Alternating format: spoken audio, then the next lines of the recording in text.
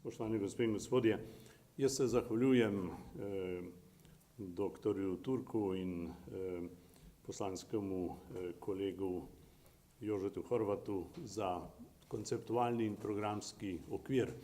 Rad bi vam povedal iz moje poslanske prakse, kako izgleda konkretno delo v Evropskem parlamentu. Namreč Evropski parlament s svojimi zakoni in drugimi odločitvami bistveno vpliva na pogoje poslovanja evropskega gospodarstva in pri tem ni tako pomembno, iz kako velike države prihajaš, ampak kakšno idejo imaš, kakšna je tvoja osebna mreža, kakšen je tvoj priznani status oziroma ugled. Jaz bom zdaj bom omenil 5 zadev, ki imajo povezavo s slovenskim gospodarstvom in bom začel pri moji ženi. Nekoč mi je rekla, ti zakaj plačujemo take visoke telefonske stroške, če se ti giblješ za mejo.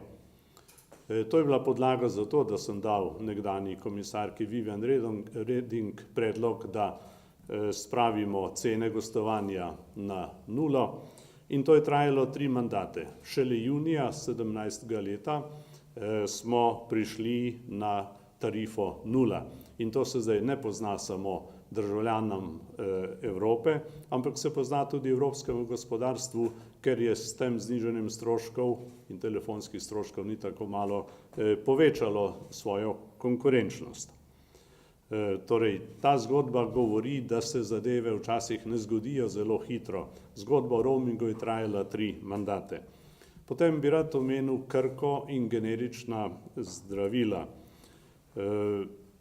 Krka, ki ni edino slovensko podjetje, ki se je obrnila na kakšnega slovenskega poslanca, je imela zelo jasno idejo o poslovnih pogojih, pa tudi o tem, kaj je dobro za bolnike.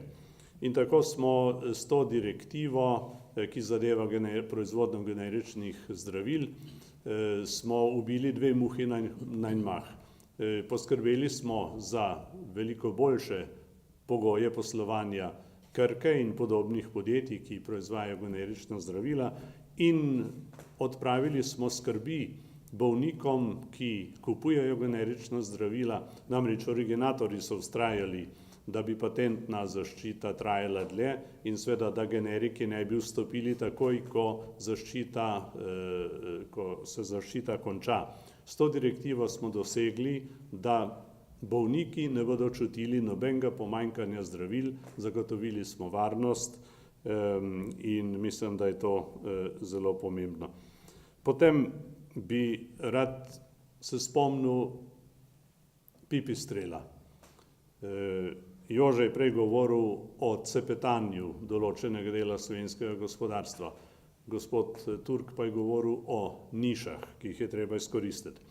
Torej, ne cepetamo povsod, ponekod izkoriščamo niše, ponekod vodimo globalizacijo in Ivo Boscarol s Pipistrelom vodi del globalizacije z najboljšo proizvodnjo ultralahkih letal. Danes sem ponovno pogledal, kaj mi je poslal pred nekaj leti. Je rekel, Lojze, to mi je poslal zgodaj zjutraj. Je rekel, če Evropski parlament ne bo preprečil norosti s to direktivo, lahko zapremo in se izselimo. In je potem trajalo precej časa, da smo najprej prepričali poročevalca, da je pristal na idejo najvišje vzletne teže 600 kg.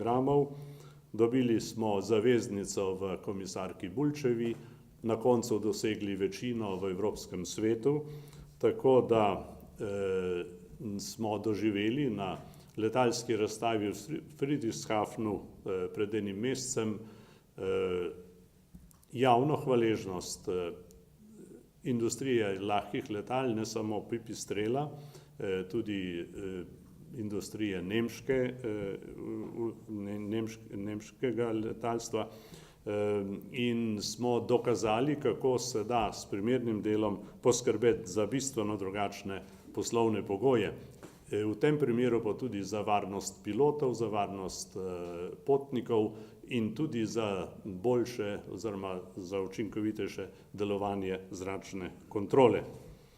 Rad bi dodal še to dejstvo, torej največje poročilo, ki sem ga imel v 2 mandatih, je bilo strateški sporazum z Japonsko, kjer sem uspel dodati ali prepričati pogajalce, da je zdravje postalo eno od strateških področij sodelovanja, kar ima lahko tudi gospodarske posledice. Mi smo seveda hkrati delali tudi sporazum o gospodarskem sodelovanju. 200 slovenskih podjetij dela z japonskimi investicijami, 2000 delovnih mest je od tega odvisno. In če bomo prav izkoristili ta novi strateški sporazum, lahko pride do zelo učinkovitega sodelovanja med slovensko industrijo, ki izdeluje robote, in japonsko industrijo, in lahko bi vključili recimo še kakšno Sočo, kjer tudi prihaja do novih tehnologij oziroma novih storitev. Potem bom pa omenil še nekaj, bo kdo rekel, kaj imajo orglice s slovenskim gospodarstvom. Torej, to omenjam zato, ker beremo o statistikah, kdo je najboljši, kdo je najslabši. Jaz sem v 30 sekundah z orglicami zbudil vso Evropo. Ne govorim o Lojzetu Peterletu, govorim o začetku vseh poročil na BBC-ju, na ORF, na CDF, na ADR, tudi slovenska televizija. Torej, povsod se je začelo, evropski poslanec iz Slovenije, pustimo ime in priimek, je zaigral evropsko himno in seveda pokazal, da skupni trg ni dovolj, da rabimo tudi malo duše, malo dobrega ozračja. Torej, še zdaj se govori o Sloveniji, eho še ni pojenjal. Dobil sem vabilo iz opere v Bonu, da odigram evropsko himno na gala opernem večeru. Žal ne morem tja, ker imam zadolžitve doma. In sem vesel tudi, da so gospodarstveniki dobili pozitivne odmeve, ker je dobro slišati o nekom iz Slovenije, to dela ozračje in v dobrem ozračju se delajo posli tudi boljše. Tisti, ki pa izdeluje harmonike, Honer v Nemčiji, mi je pa za uporabo njihovih orglic zelo hvaležen. Končam s tem, da ko govorimo o slovenskem gospodarstvu, moramo biti in evropskem seveda, moramo biti posebej pozorni tudi na regionalne razlike.